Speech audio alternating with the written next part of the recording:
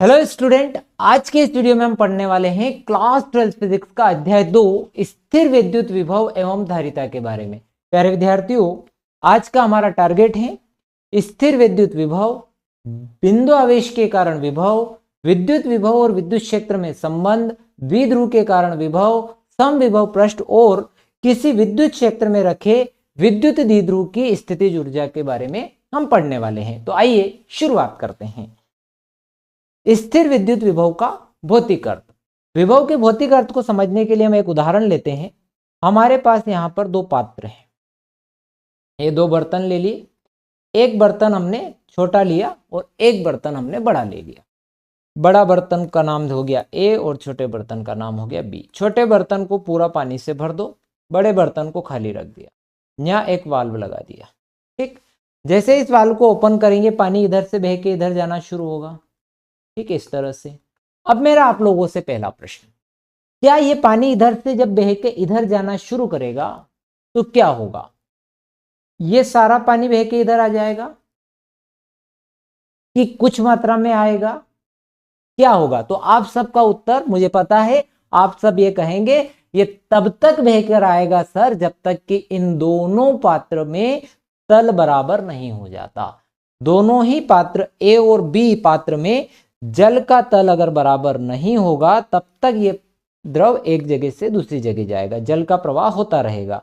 यानी कि ए का तल और बी का तल समान हो जाए, ए का तल और बी का तल समान होने तक। ठीक है, यानी कि यहां इस बात से कोई फर्क नहीं पड़ रहा है कि भाई कौन सा पात्र बड़ा है या किसमें पानी की मात्रा ज्यादा है, इससे कोई मतलब नहीं है। जो जितनी ज्यादा ऊंचाई पर है उसके अनुसार जल ऊंचे से निम्न की तरफ बहता है। ठीक है, ऊपर से नीचे की तरफ जाता है। उसी प्रकार से अगर हम बात करें किसकी, ऊष्मा की, तो ऊष्मा जो होती है वह उच्च ताप से निम्न ताप की ओर प्रवाहित होती है, ये भी हमें पता है। ठीक है भाई, ये दो चीजें हमें जानकारी में है। तो यहां जल के अंदर जल का प्रवाह हम बता रहे हैं कि ऊपर से नीचे की तरफ होता है, और ऊष्मा में भी हम कह रहे हैं कि उच्च ताप से निम्न ताप की ओर होता है। अब हम बात करें कि भाई यदि मैं ऐसा कर लेता हूं कि मेरे पास एक धनावेशित वस्तु है और एक अनावेशित वस्तु है, एक धनावेशित है और एक अनावेशित है। अब इन दोनों को भी मैं एक वायर से जोड़ देता हूं। अब क्या होगा बताओ? तो आप कहोगे कि सर इस बी से ए की ओर इलेक्ट्रॉन जाएंगे। क्यों जाएंगे? क्योंकि भैया इसके पास जैसे जो न्यूट्रल बॉडी है उसमें देखो तो धन ऋण बराबर मात्रा में आपको दिखेंगे ऐसे। तो बी से ए की ओर इलेक्ट्रॉन जाएंगे। चलो एक काम और करते हैं, ये आपका माइनस हो गया और ये आपकी एक न्यूट्रल बॉडी हो गई, माइनस प्लस माइनस। तो यहां इलेक्ट्रॉन ए से बी की ओर जा रहे हैं। अगर मैं एक को धन और एक को ऋण ले लूं, ठीक है, तो यहां ए से बी की ओर जा रहे हैं। ठीक, अब ये हमें पता चल गया कि भाई किधर से किधर इलेक्ट्रॉनों का प्रवाह होता है। तो जिस तरह से मैं यहां कह रहा था कि भाई जल का प्रवाह ऊंचे तल से नीचे तल की ओर होता है और तब तक होता है जब तक तल समान नहीं हो जाता, उसी प्रकार से यहां भी आवेश का प्रवाह ऋण से धन की ओर हो रहा है। अगर दोनों ही को, एक को धन और एक को अगर मैं ऋण लेकर चलूँ तो ठीक है, ऋण से धन की ओर हो रहा है। यानी कि यहाँ पर भी हम कहें कि ज्यादा इलेक्ट्रॉन से कम इलेक्ट्रॉन की ओर आवेश का प्रवाह हो रहा है। तो जो आवेश के प्रवाह को दर्शाता है, ध्यान से सुना, आवेश के प्रवाह की दिशा को दिखाता है वह विभव है। ठीक है, विभव क्या चीज है समझ में आई? आवेश प्रवाह की दिशा को जो बताता हो, डायरेक्शन को जो बता रहा हो, वो विभव है। ठीक है मेरे भाई, इतनी बात समझ में आ गई। अब देखो, ऋणावेशित वस्तु के विभव को हम बोलते हैं निम्न विभव और धनावेशित वस्तु के विभव को हम बोलते हैं उच्च विभव। तो यहां से एक प्रश्न और बन गया ऑब्जेक्टिव के लिहाज से कि आवेश जो है निम्न विभव से उच्च विभव की ओर जाते हैं। देखो आप, आवेश का प्रवाह निम्न विभव से उच्च विभव की ओर होता है। बहुत बढ़िया बात है। दूसरी कहानी कि भाई आवेश का विभव निम्न विभव से उच्च विभव की ओर होता है, दूसरी चीज, धनावेशित विभव वस्तु का विभव हमेशा धनात्मक और ऋणावेशित वस्तु का विभव हमेशा ऋणात्मक होता है। धनावेशित वस्तु का विभव धनात्मक, धनावेशित वस्तु का विभव धनात्मक और ऋणावेशित वस्तु का विभव ऋणात्मक होता है। ये प्रश्न हमारे 3-4 हो गए। और कुछ बात कर लेते हैं, ठीक है, समझ में आई बात। पहले तो विभव क्या है, तो विभव आवेश प्रवाह की दिशा बताता है, ठीक है, यानी कि जो आवेश प्रवाह की दिशा है वही उसको आप विभव कह रहे हैं, वास्तव में जो प्रवाहित हो रहा है। उसी टाइप से अगर मैं बात करूं कि हमें किसी भी चीज को अगर मापना होता है, जैसे किसी की हाइट मापना होती है, तो हम कहां से मापते हैं, समुद्र तल से ऊंचाई से मापते हैं। भाई किसी नगर की हाइट मापना हो, किसी प्रदेश की हाइट मापना हो, तो हम कहां से मापते हैं, हम समुद्र तल की ऊंचाई से मापते हैं। तो हमारा स्टैंडर्ड मेजरमेंट है समुद्र तल। उसी प्रकार से जब हम किसी वस्तु का विभव मापेंगे तो वो हम पृथ्वी से मापेंगे, और पृथ्वी का विभव 0 माना जाता है, ठीक, पृथ्वी का विभव 0 माना जाता है। ये रट के रखना है अपने को, बहुत इंपॉर्टेंट है, ऑब्जेक्टिव में आता है। तो पृथ्वी का विभव 0 माना जाता है, ये एक बात हो गई। पृथ्वी का विभव 0 माना जाता है। जब आप क्या करेंगे बेटा कि हमारे पास कोई ऋणावेशित वस्तु है और उसको आप पृथ्वीकृत करते हैं, तो होता यह है कि ये जो है इलेक्ट्रॉन कहाँ चले जाते हैं, पृथ्वी के अंदर चले जाते हैं, और ये वस्तु क्या हो जाएगी, अनावेशित हो जाएगी। इसी प्रकार से जब आप धनावेशित वस्तु को पृथ्वीकृत करते हैं, तो धनावेशित वस्तु को पृथ्वीकृत करते हैं तो पृथ्वी से इलेक्ट्रॉन आते हैं और इसको क्या कर देते हैं, अनावेशित कर देते हैं। देखो पृथ्वी का तो काम ही यही है, प्रकृति का काम ही यही है। अगर आपके पास कोई चीज ज्यादा है तो वो आपसे ले लेगी, और अगर आपके पास कम है तो वो आपको दे देगी, यानी कि वो आपको बराबर पर रखती है। तो यहां से 3 प्रश्न बन गए। पृथ्वी का विभव 0 माना जाता है। आपसे पूछा जाए कि भाई ऋणावेशित वस्तु को पृथ्वी से जोड़ दिया जाता है तब क्या होता है, तो आप कहेंगे कि वस्तु से इलेक्ट्रॉन निकलकर पृथ्वी में चले जाते हैं, और जब धनावेशित वस्तु को पृथ्वी से जोड़ा जाता है तो पृथ्वी से इलेक्ट्रॉन निकलकर वस्तु पर आ जाते हैं। इतना समझ में आपको आ गया होगा। अब हम परिभाषा डिस्कस करना चाहते हैं, तो हम क्या करते हैं कि हमें यह चीज तो क्लियर हो गई कि जब हमें किसी भी चीज का विभव या कोई भी चीज पता लगाना है, विभव पता लगाना है, तो हमें 2 बिंदुओं की आवश्यकता है, ठीक है।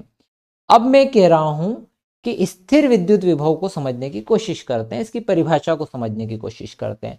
मान के चलो कि हमारे पास एक धनावेश है और इस धनावेश का हमें विभव देखना है, ठीक है। पर अकेले के लिए हम कैसे डिसाइड करें कि भाई इसमें आवेश किस दिशा में गया और कितना आवेश प्रवाहित हुआ। आवेश प्रवाह की दिशा ही तो होती है विभव। तो अब एक काम करते हैं, आवेश हम अनंत पर मान लेते हैं, विद्युत विभव आपका 0 है ना, अनंत पर विभव 0 माना जाता है। तो अनंत से हम एक परीक्षण आवेश को उठाते हैं और उसको विद्युत क्षेत्र में लेकर आते हैं, है ना, इस आवेश के चारों। तो अनंत से परीक्षण आवेश को विद्युत क्षेत्र में आप लेकर आ रहे हैं।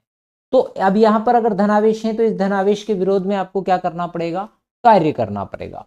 तो परीक्षण आवेश को अनंत से विद्युत क्षेत्र में लाने में जो कार्य किया जाता है वह कार्य विभव है। या फिर हम कहें कि एकांक परीक्षण आवेश को,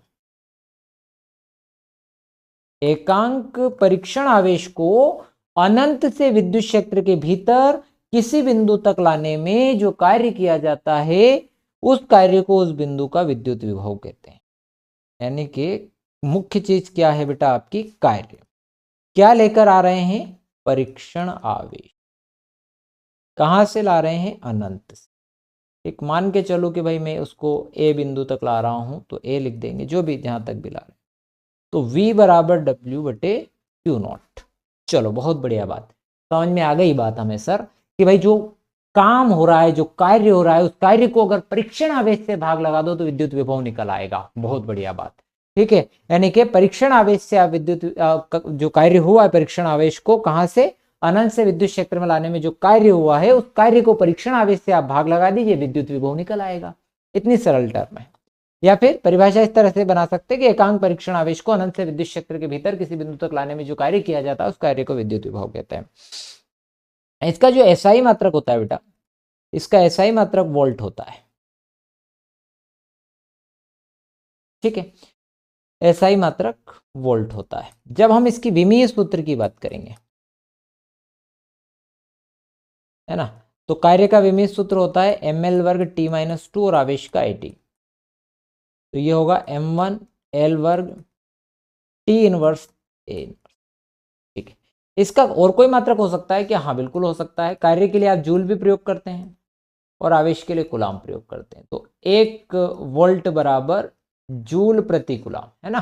तो 1 वोल्ट की परिभाषा भी आ सकती है कि 1 वोल्ट को परिभाषित करो, तो 1 कूलाम आवेश को अनंत से विद्युत क्षेत्र के भीतर लाने में यदि 1 जूल कार्य होता है तो उसे 1 वोल्ट कहा जाता है। ठीक, और एक और चीज यहां पर ये लाने में जो मुख्य चीज है वो कार्य है, यानी कि कार्य एक अदिश राशि है, इसीलिए विभव भी क्या होगा? एक अदिश राशि।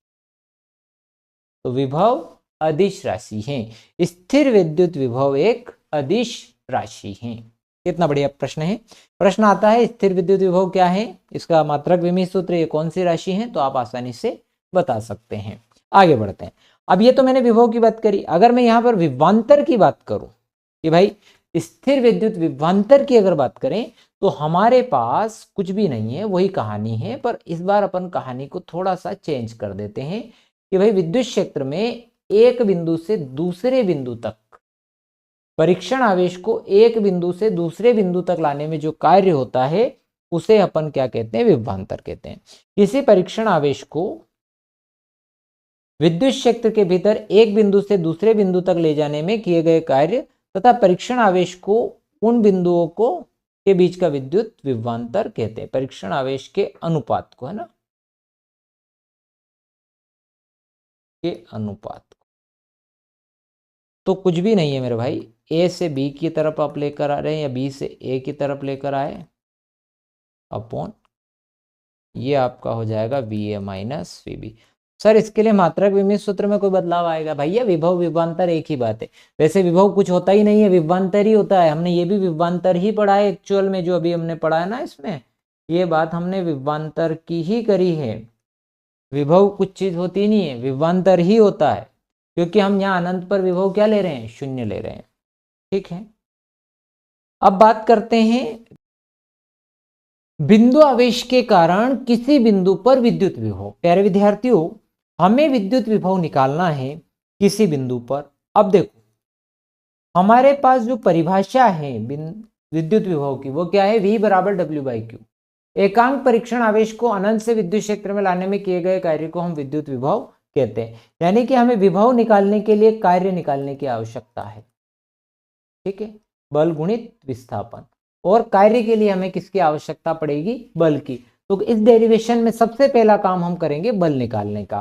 तो हमारे पास हमें एक धनक्यू आवेश ले ले बिंदु O पर, तो माना कि बिंदु O पर धनक्यू आवेश स्थित है। इस आवेश से r दूरी पर हमारे पास एक बिंदु P है जहां हमें विभव की गणना करनी है। ठीक है, अब यहां हमें एक बिंदु A ले लिया। ठीक, तो इस पॉइंट को O बोल रहे हैं।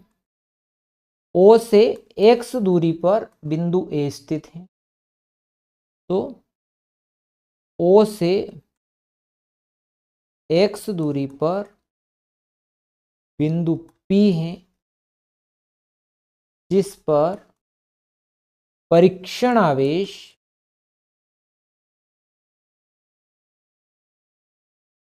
Q0 रखा है। समझना इस बात को कि भाई हमने यहां इस बिंदु की बात कर रहे हैं, क्योंकि हमने कहा कि अनंत से परीक्षण आवेश को लेकर आना है, तो हम मान के चल रहे हैं कि वो वाला बिंदु आपका A है।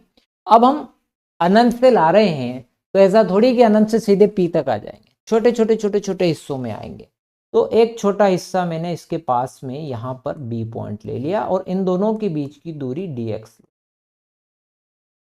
यानी कि हम सबसे पहले अल्प कार्य निकालेंगे और उस अल्प कार्य का जब आप इंटीग्रेशन कर देंगे तो आपका कुल कार्य आ जाएगा। ठीक है, तो अब यहां पर है परीक्षण आवेश, तो परीक्षण आवेश यहां से आप उठाकर यहां लेकर आएंगे। तो पहले बल निकाल लेते हैं। तो बिंदु ए पर रखे परीक्षण आवेश Q0 पर लगने वाला बल,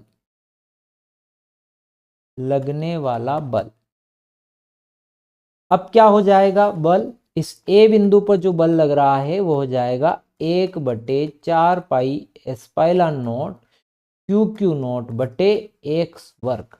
ठीक, यानी इस बिंदु पर हमारे पास बल हमें पता है, यानी एक काम अपना हो चुका है। अब हम कार्य की बात करेंगे, पर कार्य कौन सा, अल्प कार्य। तो परीक्षण आवेश को ए से बी तक लाने, परीक्षण आवेश Q0 को ए से बी तक लाने में किया गया कार्य। जब आप ए से बी तक इसको लेकर आएंगे तो आपका अल्प कार्य dw, बल गुणित विस्थापन F/dx। अगर हम चाहें तो इसको ऐसा लिख सकते हैं F/dx cos थीटा। थीटा कितना बन रहा है समझ के चले। हम जो धनावेश हैं, धनावेश पर विद्युत क्षेत्र की दिशा किधर होती है, तो धनावेश के लिए इस तरह से होती है, बाहर की तरफ, हमें पता है। हम परीक्षण आवेश को कैसे ला रहे हैं, विद्युत क्षेत्र के ठीक विपरीत दिशा में। तो कितना कोण बना इनके बीच में, 180 डिग्री का, तो -F/dx। या फिर आप कह सकते हैं कि भाई यहां पर विस्थापन क्या हो रहा है, जो घट रहा है, इस वजह से ऋणात्मक चिन्ह आ रहा है। ये दोनों ही बातें हो सकती, ठीक। या फिर हम कहें कि जो यहाँ पर विस्थापन है विद्युत क्षेत्र की विपरीत दिशा में हो रहा है, अर्थात विद्युत क्षेत्र की विपरीत दिशा में विस्थापन होने के कारण यहाँ पर क्या आ रहा है, ऋणात्मक चिन्ह आ रहा है। ये एक कहानी। अब Fa का मान हमारे पास है, तो बल का मान हमारे पास है, इसको Fa लिखा। तो dw बराबर -1/4 pi epsilon not Q0/x² dx। ठीक है प्यारे बच्चों, एक कार्य आ गया, पर कौन सा कार्य आया, अल्प कार्य आया, किया गया, यहां लिख देते हैं अपन अल्प कार्य। ठीक, अब परीक्षण आवेश को यानी Q0 को ए से पी तक लाने में, ए से पी तक लाने में किया गया कुल कार्य,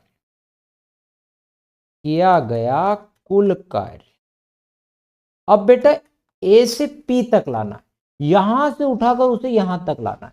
तो मेरी बात सुनो, ये जो ए है ये वास्तव में अपन कहां मान के चल रहे हैं, अनंत पर, और ये जो पी है ना, अब ये पी कितनी दूरी पर है, आर दूरी पर है। तो अनंत से कहां तक लेकर आ रहे हैं हम, आर तक लेकर आ रहे हैं।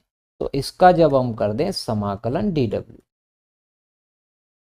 अनंत से आर तक 1/4 pi epsilon not Q0/x² dx।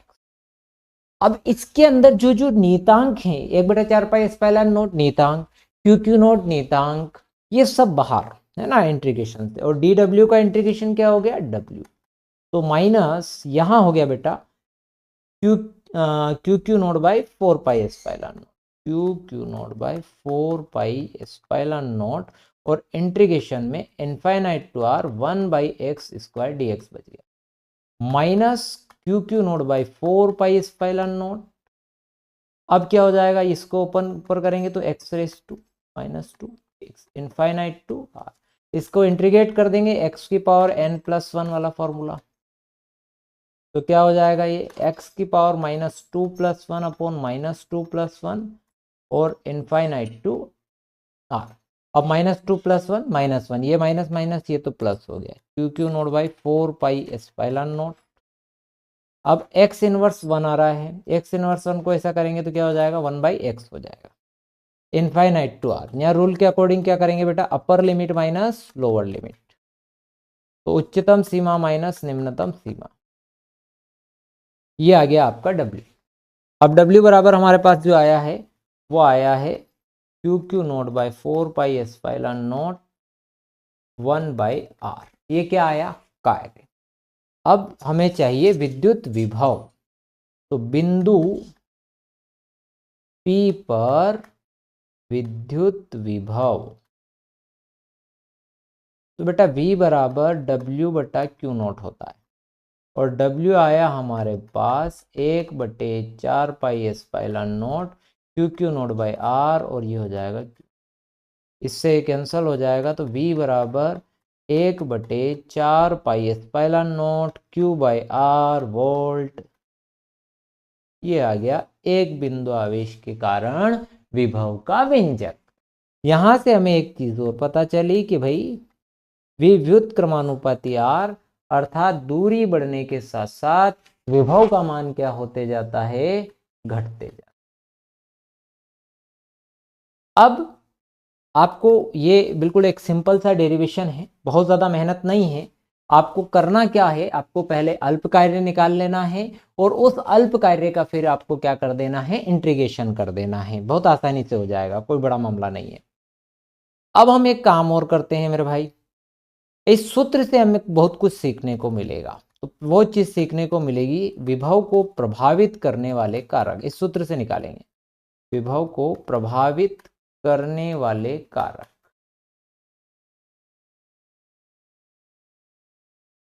अब सूत्र है कि V बराबर 1/4πε0 Q/R।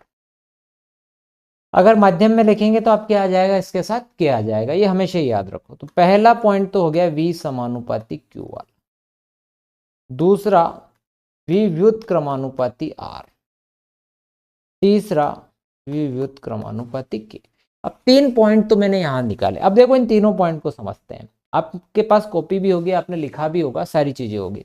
तो देखो मेरे पास आपकी बुक में या कहीं भी आप पढ़ते हैं तो पहला कारक वहां लिखा हुआ रहता है विद्युत आवेश, यानी आवेश की मात्रा बढ़ जाए तो विभव का मान बढ़ जाता है। अब कैसे बढ़ जाता है, इस पर भी हम चर्चा कर लेते हैं।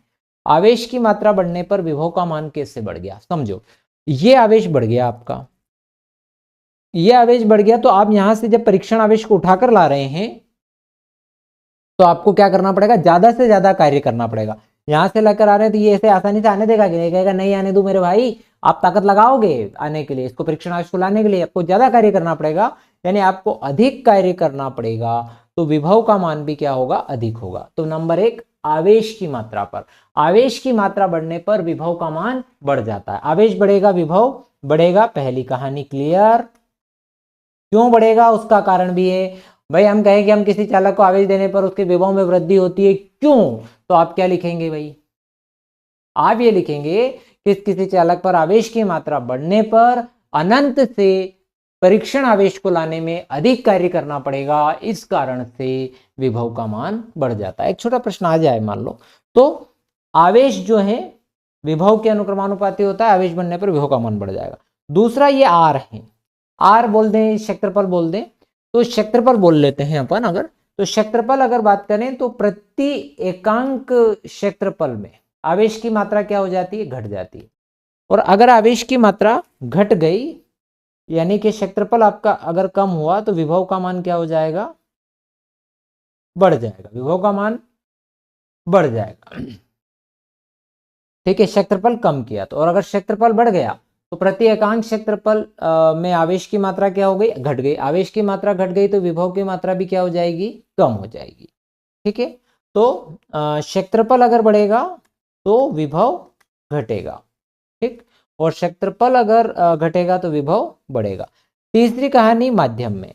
अब माध्यम में क्या होता है, जब भी आप माध्यम में रखते हैं विद्युत क्षेत्र का मान कम हो जाता है, ठीक है, और विद्युत क्षेत्र घट गया तो अर्थात आपको जो मेहनत है आपकी, है ना, वो आपकी क्या हो जाएगी, कम हो जाएगी, तो विभव का मान भी आपका क्या हो जाएगा, कम हो जाएगा। ठीक, इसको सूत्र के अकॉर्डिंग देखो तो पराविद्युतांक का मान 1 से अधिक होता है, और यहाँ पर इसका मान रखेंगे तो ये मान क्या हो जाएगा, घट जाएगा। ये 3 पॉइंट तो ये हो गए। चौथा पॉइंट जो है वो है कि जब आवेशित चालक के समीप आप क्या करें, एक अनावेशित चालक को लेकर आए। तो जब आवेशित चालक के समीप अनावेशित को लेकर आते हैं तो प्रेरण के कारण उस चालक के निकट वाले तल पर ऋण आवेश और दूर वाले तल पर धन आवेश प्रेरित हो जाता है। मेरा भाई ये जो ऋण आवेश आया है ये ऋण आवेश इसके आवेश को घटा देता है और आवेश को घटने की वजह से विभव क्या हो जाता है, घट जाता है, हम पढ़ चुके हैं। तो विभव को प्रभावित करने वाले टोटल 4 कारक हैं। नंबर 1 आवेश पर, विद्युत आवेश पर, आवेश बढ़ने पर विभव का मान बढ़ता है। नंबर 2 उसके आकार या क्षेत्रफल पर, आकार बढ़ने पर विभव का मान घट जाता है। नंबर 3 पर माध्यम पर, माध्यम बढ़ने पर विभव, माध्यम में विभव का मान घट जाता है। और अन्य आवेशित चालक के समीप आने पर, यानी आवेशित चालक के समीप अनावेशित चालक लाने पर, आवेशित चालक के समीप अनावेशित चालक लाने पर विभव का मान घट जाता है। ये 4 पॉइंट आप लिख सकते हैं। अगले टॉपिक पर आते हैं, विद्युत क्षेत्र की तीव्रता और विभव में संबंध। अब देखो, हमने विभव पढ़ा तो V बराबर हमारे पास सूत्र आया अभी 1/4 पाई एप्सिलॉन नॉट Q बटे R। और जब हम विद्युत क्षेत्र की तीव्रता पढ़ते तो उसका सूत्र आता है 1/4 पाई एप्सिलॉन नॉट Q बटे R वर्ग। तो हमें लगा कि भाई इनके बीच में कोई ना कोई रिश्तेदारी है ना, इनके बीच में कोई ना कोई रिलेशन है, तो हम उस रिलेशन का पता लगाते हैं। तो चलो लगाते हैं। हमारे पास मान के चले कि भाई यहाँ कई विद्युत क्षेत्र हैं, चलो ये धनावेश है मान के चले, तो इस धनावेश के कारण एक विद्युत क्षेत्र होगा, है ना, ये विद्युत क्षेत्र ही हो गया। अब माना कि विद्युत क्षेत्र में ए और बी दो बिंदु हैं, ए और ये बी दो बिंदु हो गए, ये ए बिंदु हो गया और ये बी बिंदु। अब विद्युत क्षेत्र की दिशा ए से बी की ओर, इधर से इधर है। यदि इनके बीच की दूरी अत्यंत अल्प दूरी है, वो है dx दूरी है, और dx दूरी अल्प हो और विद्युत क्षेत्र की तीव्रता ए को एक समान माना जा सकता है हो, तो ए और बी के बीच, है ना, ए और बी के बीच के विद्युत क्षेत्र तीव्रता को क्या माना जा सकता है, एक समान माना जा सकता है। अब जब हमारे पास परीक्षण आवेश, जब हम बात करते हैं विभव की, तो हम क्या कहते हैं, परीक्षण आवेश को अनंत से विद्युत क्षेत्र में लेकर आते हैं। तो हम यहाँ एक बात कर रहे हैं कि परीक्षण आवेश को अनंत से ए या बी तक लाए, उसको ए पर लाएं या बी तक लाएं, तो उसे ए तक लाने में बी की अपेक्षा अधिक कार्य करना पड़ा है। क्यों? क्योंकि भाई ये ए जो है इसके ज्यादा समीप है, तो अगर बी का विभव अगर बी है तो ए का विभव थोड़ा उससे ज्यादा ही होगा, यानी कि v प्लस डीवी होगा। ठीक, अब आपको तब परीक्षण आवेश को बी से ए तक लाने में किया गया कार्य, परीक्षण आवेश को बी से ए तक लाने में किया गया कार्य। अब बी से ए तक लाने में किया गया कार्य हमने लिख लिया dw, dw हो गया हमारे पास fd, इसको आप लिख सकते हैं fdx cos थीटा, यानी कि cos 180, तो माइनस fdx। और परीक्षण आवेश पर लगने वाला बल, इस पर लगने वाला बल क्या था, F बराबर Q नॉट E, तो मेरे भाई dw बराबर हो गया Q नॉट E dx। ये हो गई आपकी इक्वेशन फर्स्ट। परीक्षण आवेश पे लगने वाला बल हो गया dw बराबर Q नॉट E dx। ये तो हो गया। अब हम एक काम और करें कि भाई किया गया कार्य जो है ना, विभवांतर अगर हम देखें, विभवांतर की परिभाषा से, विभवांतर की परिभाषा से अब वही ए से बी तक की कहानी देखते हैं। तो VA माइनस VB बराबर dw बाई क्या हो जाएगा, Q नॉट। अब VA का मान क्या है, तो V प्लस DV है, और इसका मान है V, और dw बाई Q नॉट। अब यहां से क्या करेंगे, तो ये V से V आपका कैंसल, तो dV बराबर मेरे भाई आ गया dw बाई Q नॉट। तो dw निकाल लो मेरे भाई, तो Q नॉट dV, इसको दो इक्वेशन सेकेंड। अब समीकरण 1 व 2 से, बहुत सरल है बेटा, समीकरण 1 व 2 से, तो 1 और 2 से ये दोनों बराबर हो जाएंगे। कौन सा, समीकरण 1 ये और ये समीकरण नंबर 2। तो मेरा भाई हो गया ये minus Q not E dx बराबर Q नॉट dV। अब इस Q नॉट से Q नॉट की जीवन लीला को हम क्या कर देते हैं, समाप्त कर देते हैं। तो मेरे भाई E बराबर आ जाएगा, इसको उधर भेजेंगे तो dV बटा dx। मेरे भाई यहां से भी हमको कुछ मिलता है, ये संबंध आ गया विद्युत शक्ति तीव्रता और विभव में। तो ये V जो विभवांतर हैं और ये जो है दूरी, दूरी के सापेक्ष विभव में परिवर्तन को विभव प्रवणता कहते हैं। दूरी के सापेक्ष विभव में परिवर्तन को विभव प्रवणता कहते। ठीक, और क्या चीज है यहां पर? तो यहां पर एक तो विद्युत क्षेत्र का मात्रक यहां से निकलता है, देखो विद्युत क्षेत्र का मात्रक।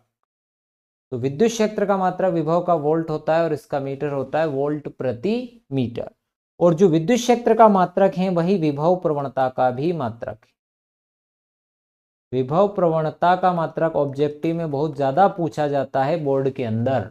विभव प्रवणता का मात्रक वोल्ट प्रति मीटर होता है, बोर्ड में आता ही आता है। तो ये थी विभव प्रवणता। ठीक है, ये विद्युत क्षेत्र तीव्रता और विभव में संबंध हमको याद रखना है, काम आता है। अब बात करेंगे विद्युत द्विध्रुव के कारण अक्षीय स्थिति में विद्युत विभव। वही वाली बात है कि भी हम पहले करते हैं वैसा वैसा, बहुत सरल है। मान के चलें कि एक विद्युत द्विध्रुव है, द्विध्रुव की परिभाषा सारे विद्यार्थियों को आती होगी। दो बराबर तथा विपरीत आवेश एक दूसरे से अगर अल्प दूरी पर स्थित हो तो उसे विद्युत द्विध्रुव कहा जाता है। ठीक है मेरे भाई, अब बिंदु हम इस अक्ष पर एक बिंदु P ले लेते हैं जहां हमें क्या करना है, विभव की गणना करनी है, विद्युत विभव की गणना करनी है। यानी और से r दूरी पर एक बिंदु P है जहां हमें विद्युत विभव की गणना करनी है। ये अक्षीय स्थिति में है।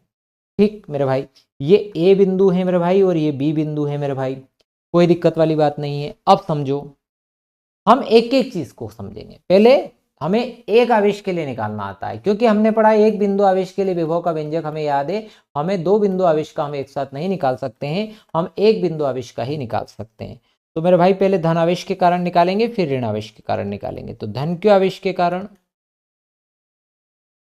आवेश के कारण बिंदु P पर विभव,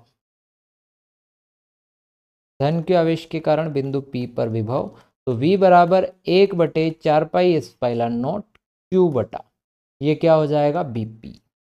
ठीक, अब जो BP का मान है, इसके ये A है और ये A है, तो BP वाली वैल्यू क्या हो रही है, R माइनस A हो जाएगी। तो 1/4 पाई एप्सिलॉन नॉट Q बटा R माइनस A। और ध्यान रहे, क्योंकि धनावेशित वस्तु का विभव धनात्मक होता है, इसीलिए हम धन क्यू आवेश के लिए ले रहे हैं तो यहां पर धन क्यू लिख रहे हैं, और ऋण आवेश के लिए लेंगे तो क्या लिखेंगे, ऋण क्यू लिखेंगे। फिर हम ऋण क्यू आवेश के लिए निकालते हैं। तो ऋण क्यू आवेश के कारण बिंदु P पर विभव, आवेश के कारण बिंदु P पर विभव, तो V2 बराबर 1/4 pi epsilon naught minus Q बटा, अब ये दूरी हो जाएगी आपकी AP। तो ये आ गया 1/4 pi epsilon naught minus Q बटा, ये हो जाएगा आपका R प्लस A। ये हो गई आपका समीकरण नंबर 2। ठीक, अब इन दोनों को जोड़ देंगे तो परिणामी विभव आ जाए, परिणामी विभव। तो V बराबर V1 प्लस V2, दोनों को जोड़ लगा दो। तो अब बहुत आसान मामला है ये, अपन पढ़ चुके हैं पहले भी ऐसे प्रश्न। तो V is equals to, V की वैल्यू थी 1/4 pi epsilon naught Q upon R minus A, plus इसकी जगह 1/4 pi epsilon naught minus Q upon R plus A। क्या करो, इसमें से Q/4 पाई एप्सिलॉन नॉट हम बाहर खींच लो, तो अंदर आ गया 1/R minus A minus 1/R plus A।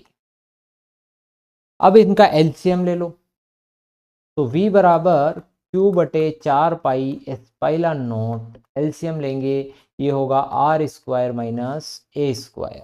ठीक, R माइनस A से डिवाइड होगा, ये हो जाएगा R प्लस A माइनस, ये हो जाएगा आपका R माइनस A।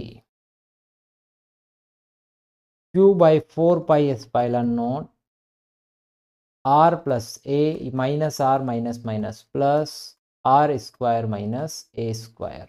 ठीक, इस R से ये R की जीवन लीला समाप्त।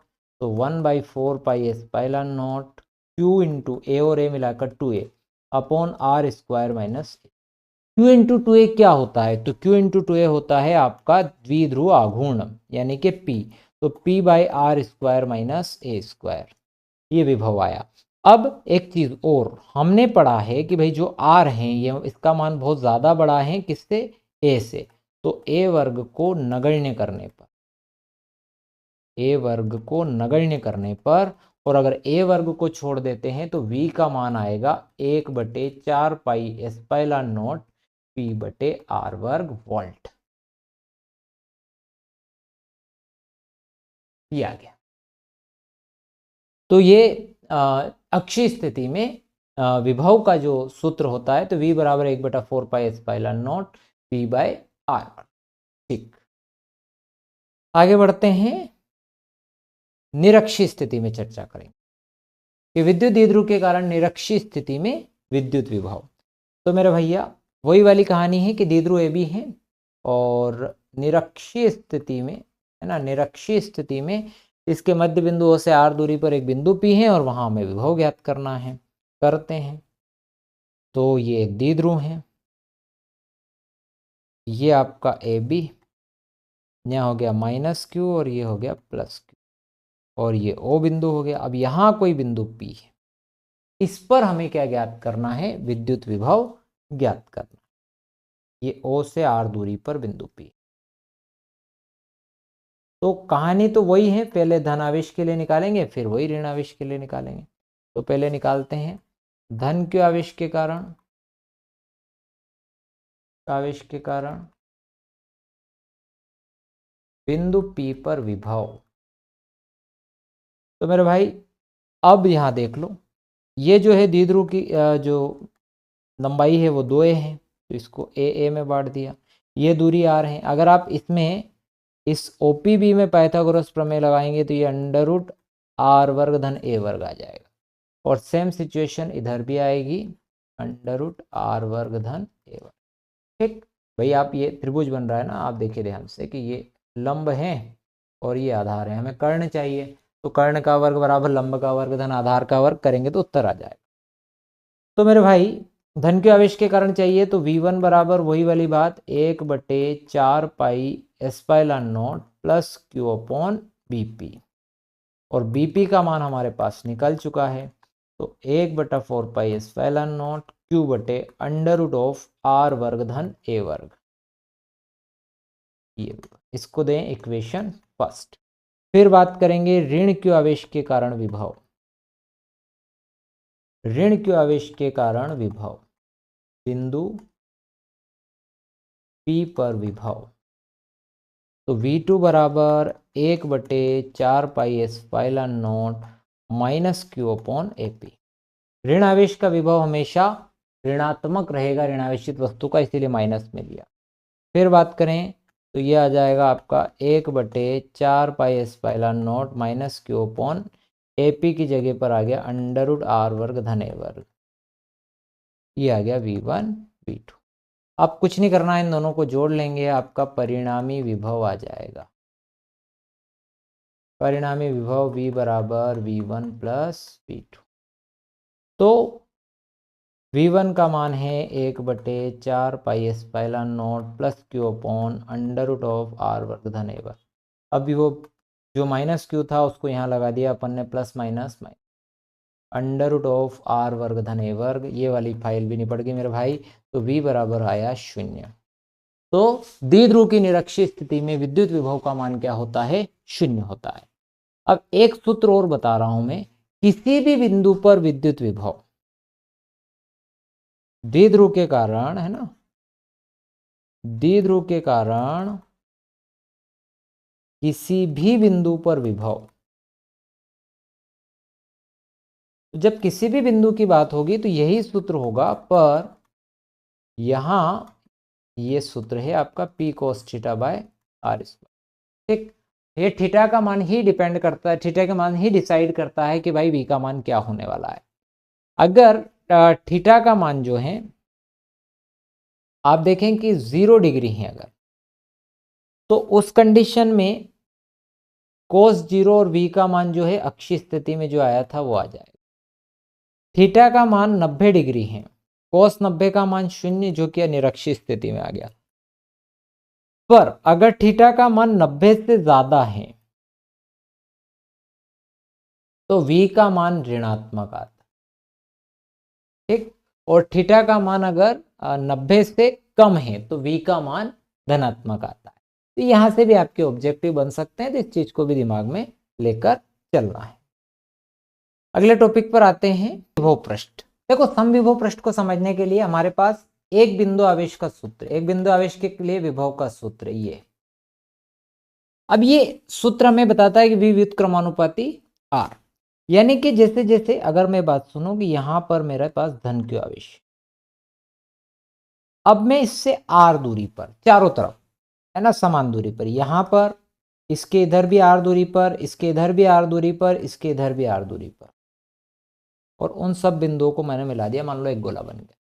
फिर इसी टाइप से एक दूसरी दूरी ले ली जिसको मान ले r1 ले लें, उसके लिए भी इस चारों तरफ देखेंगे तो इस टाइप से पृष्ठ बन जाता है। यानी कि भाई इस पृष्ठ पर अगर हम किन्हीं भी दो बिंदुओं के बीच का विभवांतर देखें, मान लो यहाँ का और यहाँ का विभवांतर देखें, तो यहाँ का विभवांतर भी, यहाँ का विभव भी v है, यहाँ का भी v है, तो v माइनस v क्या होगा, विभवांतर 0। तो ऐसा पृष्ठ जिसके किन्हीं भी दो बिंदुओं के बीच का विभवांतर 0 होता है उसे हम समविभव पृष्ठ कह सकते हैं। वैसे एक शब्द तो आपको इसके नाम से ही मिल गया, समविभव पृष्ठ। ऐसा पृष्ठ जिसके प्रत्येक बिंदु पर विभव का मान एक समान होता है समविभव पृष्ठ कहलाता है। ऐसा पृष्ठ जिसके प्रत्येक बिंदु पर विभव का मान क्या होता है, समान होता है, समविभव पृष्ठ कहलाता है। तो क्या हो गया, ऐसा पृष्ठ जिसके प्रत्येक बिंदु पर विभव का मान एक समान होता है समविभव पृष्ठ। या फिर मैं ऐसा कहूं कि ऐसा पृष्ठ जिसके किन्हीं भी दो बिंदुओं के बीच का विभवांतर 0 होता है समविभव पृष्ठ कहलाता है। अब मैंने यहाँ पर दो समविभव पृष्ठ बनाए, एक और दो, इसके अलावा और भी बनाए जा सकते हैं। तो इससे हमें मालूम पड़ा कि जो समविभव एक अकेले आवेश के लिए अगर देख रहे हैं, आवेश के लिए देख रहे हैं, तो समविभव पृष्ठ क्या होते हैं, समविभव पृष्ठ सकेंद्रीय गोले होते हैं। समविभव पृष्ठ हो गए संकेंद्रीय गोले, संकेंद्रीय गोले होते हैं, ठीक है मेरे भाई। दूसरी बात, अब एक समविभव पृष्ठ से अगर मुझे दूसरे समविभव पृष्ठ पर जाना है, एक समविभव पृष्ठ से अगर मुझे दूसरे समविभव पृष्ठ पर जाना है तो कुछ कार्य होगा। पर अगर मैं एक समविभव पृष्ठ से, है ना, अगर मैं एक समविभव पृष्ठ से दूसरे समविभव पृष्ठ पर, विभव पृष्ठ पर जाता हूं तो कुछ कार्य होगा। तो आप ऐसा लिख सकते हैं कि जब हम एक समविभव पृष्ठ से दूसरे पर जाते हैं तो कुछ कार्य होता है, ठीक। पर अगर मैं बोलूं कि समविभव पृष्ठ के एक बिंदु से दूसरे बिंदु पर, है ना, समविभव पृष्ठ के एक बिंदु से दूसरे बिंदु पर, है ना भाई, समविभव पृष्ठ के एक बिंदु से दूसरे बिंदु पर आप यहां से यहां पर जंप मारे, है ना, एक ही पृष्ठ पर। तो एक ही पृष्ठ पर जब आप एक बिंदु से दूसरे बिंदु पर जाते हैं तो कोई कार्य नहीं होगा, क्योंकि आवेश को एक बिंदु से दूसरे बिंदु पर ले जाने का कोई मतलब नहीं है, क्योंकि उनके बीच का क्या है, विभवांतर 0 है, v 0 है। तो W/Q0 बराबर 0, यानी W बराबर क्या होगा, 0। तो किया गया कार्य 0 होगा। तो भाई हम ये कह सकते हैं कि समविभव पृष्ठ, है ना, ऐसा पृष्ठ जिसके प्रत्येक बिंदु पर विभव का मान एक समान होता है। समविभव पृष्ठ सकेंद्रीय गोले होते हैं। समविभव पृष्ठ पर एक समविभव पृष्ठ से दूसरे समविभव पृष्ठ पर जाने पर कार्य होता है, और समविभव पृष्ठ के एक बिंदु से दूसरे बिंदु तक जाने में कोई कार्य नहीं होता है, ठीक। ये वाली बात हो गई। जब मैं एक बात और करता हूं कि जब मेरे पास अगर ये धनावेशित गोला है इस तरह से, अगर इसके लिए मैं क्षैत्र रेखाएं खींचूंगा तो किस तरह से जाएगी, ऐसे जाएगी। तो ये सबसे मुख्य पॉइंट है कि समविभव पृष्ठ के साथ क्षैत्र रेखाएं 90 डिग्री का कोण बनाती है। समविभव पृष्ठ के साथ जो है क्षैत्र रेखाएं 90 डिग्री का कोण बनाती है। समविभव पृष्ठ जो है विद्युत क्षेत्र के क्या होता है, लंबवत होता है। समविभव पृष्ठ विद्युत क्षेत्र के लंबवत होता है। ये 4 पॉइंट, 3 पॉइंट तो ये हो गए। एक पॉइंट और बनाते हैं कि पॉइंट है कि दो समविभव पृष्ठ कभी भी एक दूसरे को नहीं काटेंगे। अगर दो समविभव पृष्ठ एक दूसरे को काटेंगे तो उनके कटान बिंदु पर विभव के दो मान होंगे जो कि संभव नहीं है, क्योंकि समविभव पृष्ठ है, विभव का एक ही मान होगा। तो दो समविभव पृष्ठ कभी भी एक दूसरे को नहीं काटेंगे, अगर काटेंगे तो उनके कटान बिंदु पर विभव के दो मान होंगे, जो कि संभव नहीं है। ठीक, अगले क्वेश्चन पर आते हैं मेरे भाई। ये जो है पॉइंट अपने कर लिए मैंने, जो जो आपके बोर्ड के लिहाज से थे वो सारे बता दिए। ठीक है, तो टॉपिक है किसी विद्युत क्षेत्र में रखे द्विध्रुव की स्थितिज ऊर्जा। अब स्थितिज ऊर्जा के लिए कि विद्युत द्विध्रुव को अनंत से विद्युत क्षेत्र के अंदर स्थित स्थिति तक लाने में किए गए कार्य को उसकी विद्युत द्विध्रुव की स्थितिज ऊर्जा कहते हैं। या फिर हम ऐसा कहें कि विद्युत द्विध्रुव को एक समान विद्युत क्षेत्र में मानक स्थिति मतलब 90 डिग्री से π/2 से, ठीक, वर्तमान स्थिति यानी हम कोई भी एंगल ले लेंगे, थीटा एंगल तक लाने में किए गए कार्य को उसकी स्थितिज ऊर्जा कहते हैं। तो मेरे पास एक समान विद्युत क्षेत्र है, इस एक समान विद्युत क्षेत्र में एक द्विध्रुव ले लेते हैं। अब मान के चले कि ये द्विध्रुव पहले मैं बता दूं आपको कि ऐसा था, मान लो, और अब आप इसको घुमाकर इधर ले आए। ठीक है, ऐसे ले आए। अब आपने इस पे यहाँ थीटा कोण से आपने इसको घुमाया, तो अब आप ये याद करो कि द्विध्रुव को एक समान विद्युत क्षेत्र में घुमाते हैं तो उस पर क्या लगता है, प्रत्यानयन बलागुण लगता है। और प्रत्यानयन बलागुण हम पढ़ चुके हैं। तो माना एक विद्युत द्विध्रुव का आगुण P है और द्विध्रुव को थीटा कोण से घुमा रखा है, तो द्विध्रुव पे लगने वाला प्रत्यानयन बल आगुण हो गया टाउ बराबर PE sin थीटा। ये हमारा पढ़ा हुआ है पहले चैप्टर में। ठीक, अब इसको मैं एक काम करता हूं, क्योंकि थीटा कोण तो अपन को पता लगाना बड़ा मुश्किल हो जाता है, तो हम डी थीटा कोण से घुमाते हैं, है ना। तो द्विध्रुव को डी थीटा कोण से घुमाने में किया गया कार्य, द्विध्रुव को डी थीटा कोण से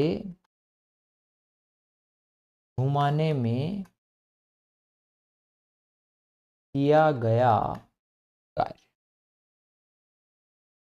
डी डब्ल्यू बराबर हो जाएगा ये टाउ डी थीटा, और टाउ का मान है PE sin theta D theta. अब द्विध्रुव को हमने किससे घुमाया, अभी डी थीटा कोण से। अब हम इससे क्या करेंगे, ठीक है, अब हमें क्या चाहिए, हम किसको कह रहे हैं, परिभाषा क्या बनाई हमने कि मानक स्थिति से वर्तमान स्थिति तक, यानी 90 से थीटा तक। तो द्विध्रुव को मानक स्थिति से वर्तमान स्थिति तक लाने में किया गया कार्य।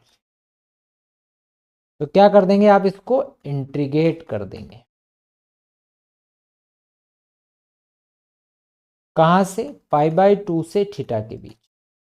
तो dw का अब हो जाएगा आपका w, और PE sin थीटा का sin थीटा अब इसके अंदर रह जाएगा इंटीग्रेशन में, π/2 theta sin theta D theta.